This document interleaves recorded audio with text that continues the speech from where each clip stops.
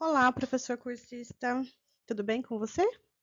Então, nessa aula, a gente vai conversar um pouquinho sobre comunicação alternativa, sobre esse recurso de tecnologia assistiva que gera tanta dúvida e que dá tanto mito em relação à contraposição ao estudante poder oralizar se ele faz uso da comunicação alternativa. Então, eu não sei aí como é para vocês, né? Mas para a gente aqui, né, em algumas escolas, existe um mito tanto da língua de sinais, né, quanto da comunicação alternativa, como ser recursos que impedem que a criança oralize, né? Em contraposição, a gente acredita que, né, é um recurso de entrada, inclusive, para a fala, né, para a comunicação via oral. Mas que é muito importante que a pessoa possa se comunicar e construir pensamento, né, e que os nossos alunos podem demonstrar, né, se eles estão aprendendo, se eles não estão aprendendo, e que eles possam construir suas histórias mesmo eles não vocalizando, mesmo eles não falando através de palavras. A gente tem aqui, né, vários estudantes, por exemplo, autistas, que não fazem comunicação oral e que passam 4, 5, 6 anos na escola sem que as pessoas entendam o que está se passando na cabeça deles. E alguns estão alfabetizados às vezes e a escola nem sabe, porque ela não tem essa devolutiva oral da criança, em contraposição, não entra com outra comunicação até ela ir para o processo de oralização.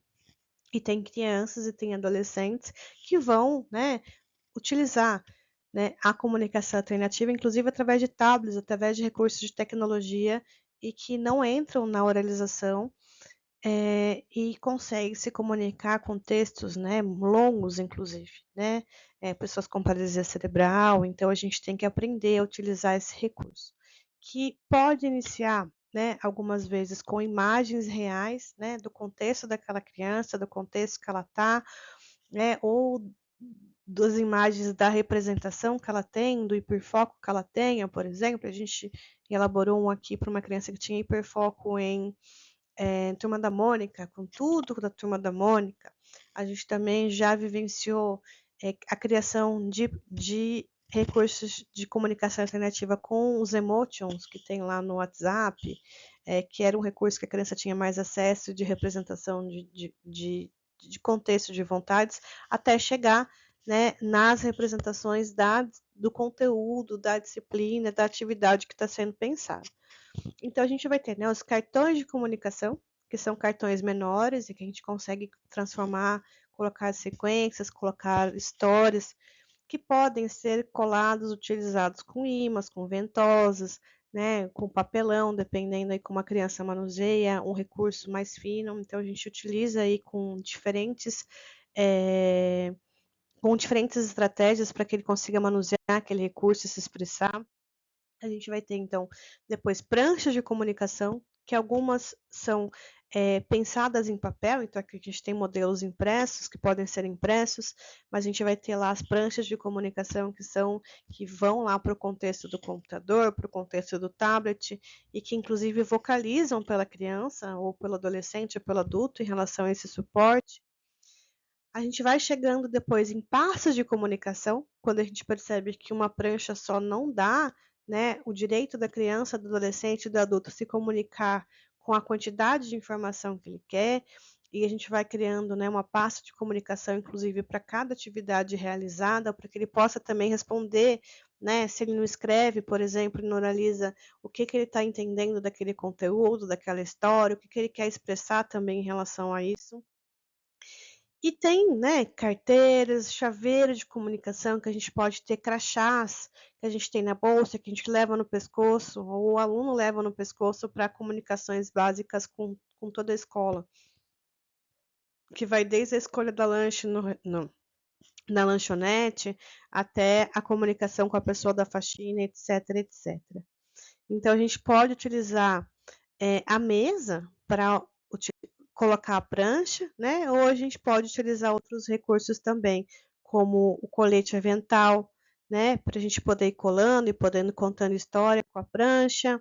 A gente pode criar agendas de comunicação também, utilizando os pictogramas. Então, a gente coloca aqui para vocês alguns programas, né? Alguns sites que são criadores de pictogramas e de pranchas, alguns são gratuitos, de acesso gratuito, e aí vocês podem testar também. Acho que uma das atividades que a gente vai colocar aqui é para vocês testarem isso.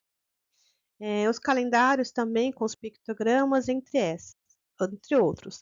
A gente tem vocalizadores comprados especificamente para esse fim, outros que são programas, e hoje a gente tem muito vocalizadores no tablet e no telefone, em programas específicos que podem ser comprados para esse fim.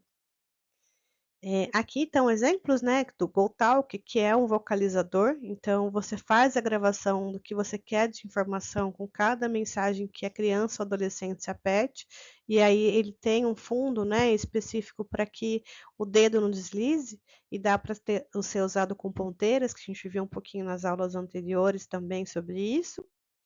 E aí, estou mostrando aqui para vocês um exemplo, por exemplo, de um avental com os personagens e com as representações em pictogramas também, em imagens, para que a criança entenda que as informações podem ser representadas de diferentes formas, que é um jeito da gente iniciar, né? O uso da comunicação alternativa é que ele vai criando, né, a representação que era de objetos reais, passa para imagens, depois passa para desenhos. Isso tem que significar para a criança, né? Antes de a gente começar a fazer o uso de maneira mais cotidiana, de maneira mais aprofundada.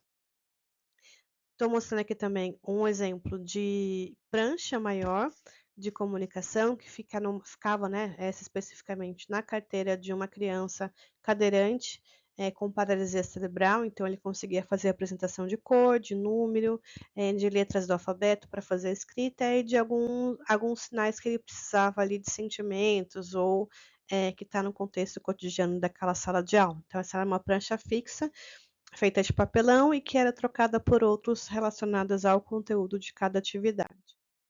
Aqui também tem, né, o uso da comunicação alternativa. Essa foto eu tirei numa escola lá na Espanha, para ensinar a criança a utilizar o banheiro de maneira autônoma. Então, aí tem todas as sequências de uso do banheiro.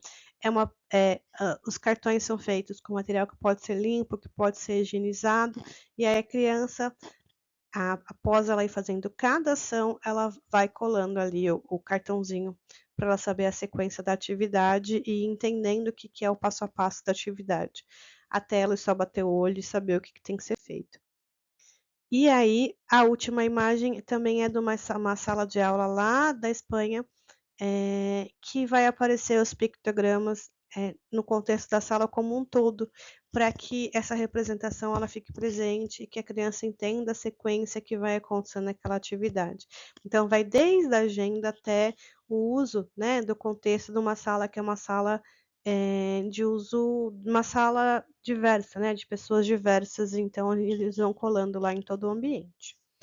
Espero que vocês tenham gostado, espero que vocês gostem também de explorar os recursos que estão aqui, de uso e criação de comunicação alternativa, e a gente se encontra daqui a pouco nas atividades e nas próximas aulas. Um abraço a todos, aqui é a Carla Vilaronga, é um prazer estar com vocês de novo.